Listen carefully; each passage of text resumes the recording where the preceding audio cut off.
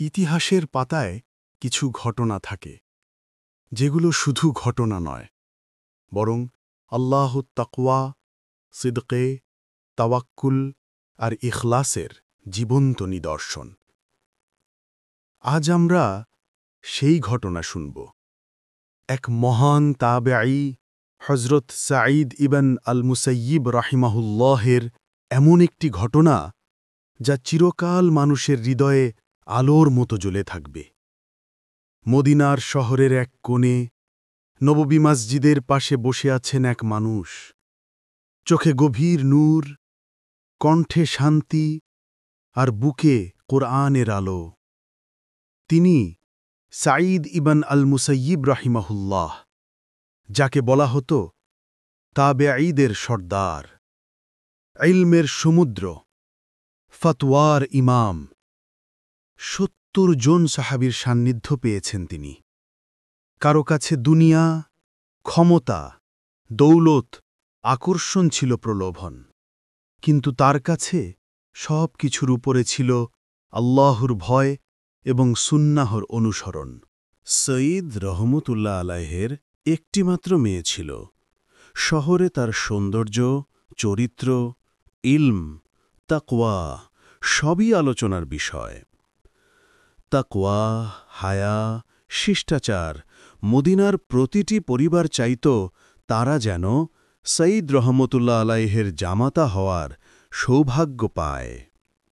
শহরের বড় বড় ধনীরা আসত কন্যা তরফে প্রস্তাব নিয়ে। অনেক গর্ব নিয়ে বলত, আমরা এত ধনী, এত ক্ষমতাবান, আমাদের সন্তান তোমার মেয়েকে সুখে রাখবে। কিন্তু সঈদ রহমতুল্লাহ আলাইহের একটাই উত্তর, আমি আমার মেয়েকে তাদের হাতে দেব না যাদের কাছে দুনিয়া আছে কিন্তু তাকওয়া নেই। এই কথা শহর জুড়ে ছড়িয়ে পড়ে। মদিনার গভর্নর, যার হাতে ক্ষমতা, সৈন্য, সম্পদ, সেই শুনল সাঈদ রহমত তার ছেলের বিয়ের প্রস্তাবও ফিরিয়ে দিয়েছেন। গভর্নর ক্রুদ্ধ হল। সে কে যে আমার ছেলের প্রস্তাব ফিরিয়ে দেয়? আমার সঙ্গে কি প্রতিযোগিতা? পরের দিন গভর্নরের লোকেরা গিয়ে সাঈদ রহমতকে জোর করে নিয়ে আসে। তুমি আমার ছেলেকে প্রত্যাখ্যান করলে কেন? সাঈদ রহমত বললেন, কারণ আমি চাই আমার মেয়ে তাকওয়াবান মানুষের ঘরে যাক, ক্ষমতাবান মানুষের ঘরে নয়। এই কথা শোনার পর গভর্নর কাঁপতে থাকে, রাগে নয়, আশ্চর্যে। আর এখানেই শুরু হয় দুজনের দ্বন্দ্ব। গভর্নর নানানভাবে চাপ দিতে থাকে, কখনো রাজনৈতিক শক্তি দিয়ে, কখনো আর্থিক লোভ দেখিয়ে, কখনো হুমকি দিয়ে। কিন্তু সাঈদ দৃঢ়। তার একটিই কথা, বিয়ে আল্লাহর নামে, আল্লাহর সন্তুষ্টির জন্য। কোনো জুলুম, ক্ষমতা কিংবা দুনিয়ার বিনিময়ে আমি আমার সিদ্ধান্ত বদলাব না। মসজিদে সাঈদ রাহিমাহুল্লাহ এর সামনে বসে থাকা শীর্ণ, পাতলা, চুপচাপ একজন যুবক, আবু ওয়াদা আস-সাহমি। দরিদ্র পরিবারের সন্তান, পেশায় একজন সাধারণ শ্রমিক। তার ঘরে রয়েছে বৃদ্ধ মা, এক শিশু সন্তান। তার স্ত্রী কয়েক মাস আগে মারা গেছেন। দারিদ্র্য তাকে ভেঙে দিয়েছে, কিন্তু ইলমের প্রেম তাকে মসজিদে টেনে আনে প্রতিদিন ফজরের আগে। কিন্তু একদিন আবু ওয়াদা দর্স থেকে অনুপস্থিত। একদিন, ২ দিন, ৩ দিন। সাঈদ রাহিমাহুল্লাহ এর মন কেঁপে ওঠে। সে কোথায় গেল? পরীক্ষা, অসুস্থ, নাকি কোনো বিপদে পড়েছে? রাতে তিনিই নিজের খোঁজ নিতে বের হন। এত বড় আলেম নিজ হাতে একজন ছাত্রকে খুঁজছেন, এটাই ছিল তার ইলমের প্রতি ভালোবাসা। স্ত্রী মারা যাওয়ার পর আবু ওয়াদা রহমাহুল্লাহ পুরোপুরি একা হয়ে গিয়েছিলেন। ঘরে শুধু একটিই বাচ্চা। তার বৃদ্ধা মা ছিলেন, যিনি সন্তান সামলাতে সাহায্য করতেন। এই অবস্থায় তিনি নিয়মিত হাদিসের দর্স মিস করতে শুরু করলেন। একদিন সাঈদ ইবিন মুসাইয়িব রহমাহুল্লাহ ক্লাসে এসে বললেন, আবু ওয়াদা, কয়েকদিন ধরে তো দেখা নেই।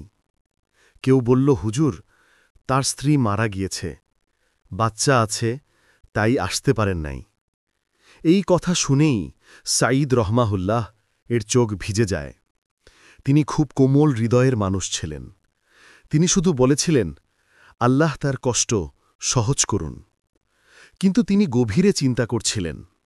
মদিনার সেই দিনটা ছিল খুব শান্ত।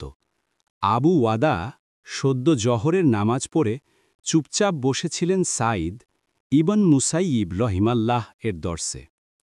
কয়েক সপ্তাহ ধরে তিনি অনুপস্থিত ছিলেন, কারণ তার স্ত্রী মারা গিয়েছিল, ঘরে ছোট একটি সন্তান আর বৃদ্ধা মা, সব দায়িত্ব একাই সামলাতে হচ্ছিল। দর্শ শেষে সাঈদ রহিমাল্লাহ কোমল কণ্ঠে জিজ্ঞেস করলেন, হে আবু ওয়াদা, তুমি এতদিন অনুপস্থিত ছিলে কেন? আবু ওয়াদা চোখ নামিয়ে বললেন, হে শায়েক, আমার স্ত্রী মারা গেছেন, ঘরে একটি ছোট ছেলে ও আমার মা আছেন, সব সামলে দর্শে আসা কঠিন হয়েছিল। সাঈদ রহিমাল্লাহ কিছুক্ষণ চুপ রইলেন। তারপর একটি বাক্য বললেন, যা আবু ওয়াদা কল্পনাও করেননি। তাহলে তুমি আবার বিয়ে করবে না? আবু ওয়াদা চমকে উঠলেন। হে শায়েক, আমি দরিদ্র, আমার সামর্থ্য তো খুবই কম, আমি কার বিয়ে করব? সাঈদ ইবন মুসাইব রহিমাল্লাহ শান্তভাবে তার দিকে তাকালেন এবং বললেন, আমি চাইলে কি করবে? আমি তোমার জন্য বউ ঠিক করে রেখেছি। আবু ওয়াদা ভেবেছিলেন, সম্ভবত কোনো সাধারণ পরিবার, কোনো দরিদ্র মেয়ে বা কারো ইয়েতিম কন্যা। তিনি লজ্জা নিয়ে বললেন, যাকে আপনি উপযুক্ত মনে করবেন, আমি সন্তুষ্ট।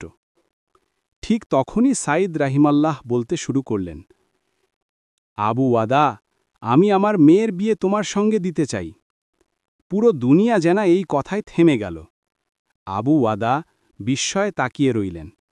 তিনি জীবনে কল্পনাও করেননি যে মানুষটি মদিনার সবচেয়ে বড় আলেম, যিনি খলিফা ও গভর্নরের প্রস্তাব ফিরিয়ে দিয়েছেন, তিনি নিজের মেয়েকে দিচ্ছেন তাকে, একজন দরিদ্র ছাত্রকে।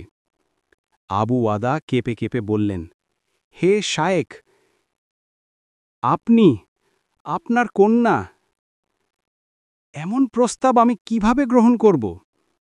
সাঈদ রাহিমাল্লাহ দৃঢ় স্বরে বললেন, তুমি তোমার তাকওয়ার মাধ্যমে যোগ্য। আমি আমার মেয়েকে দুনিয়ার ধনীদের কাছে দেইনি, আমি তাকে দিতে চাই এমন ব্যক্তির কাছে যার মধ্যে তাকওয়া আছে। তারপর তিনি একজন সাক্ষী ডাকলেন।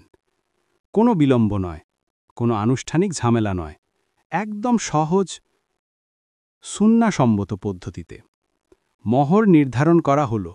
সাঈদ রাহিমাল্লাহ নিজেই তার মেয়ের পক্ষ থেকে ইজাব করলেন। আবু ওয়াদা গ্রহণ করলেন। দুই সাক্ষী উপস্থিত ছিল। এভাবেই কয়েক মিনিটের মধ্যে বিয়েটা সম্পন্ন হয়ে গেল। সাঈদ রহিম বললেন, চলো এখন তোমার বাড়িতে নিয়ে যাই। আবু ওয়াদা তো কেঁপে উঠলেন, হুজুর, এখনই, আমার তো কিছুই প্রস্তুত নেই। তিনি শুধু হাসলেন। বিয়ে আজ, বারাকাহ আজ, কাল নয়। তারপর তিনি মেয়েকে ডেকে আনলেন। দেখলেন, মেয়ে খুবই সাধারণভাবে পর্দার মধ্যে বের হলেন। নম্র, লাজুক, হায়ার পরিবেশ।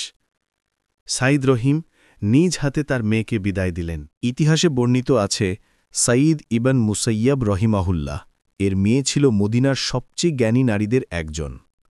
হাদিস, ফিকহ, তাফসির, তিনি অনেক কিছু বাবার কাছ থেকে শিখেছিলেন। তিনি ছিলেন অত্যন্ত পরহেজগার, নরম স্বভাবের, ইবাদতে দৃঢ়, দুনিয়ার সৌন্দর্য থেকে দূরে, চরিত্রবান ও কুরআন ও সুন্নাহ জীবনচর্চাকারী।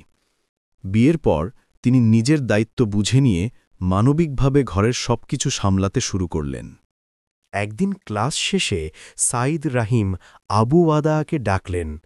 নরম স্বরে বললেন, আবু ওয়াদা, মানুষ সন্তানদের জন্য ধনসম্পদ রেখে যায়, আর আমি রেখে গেলাম তাকওয়া ও এলম। আমার মেয়ে তোমার জন্য রাহমত হোক। এটা ছিল শ্বশুরের শেষ বড় উপদেশ। আবু ওয়াদা চোখে পানি নিয়ে বললেন, আপনি আমাকে আপনার মেয়ের যোগ্য বানিয়েছেন।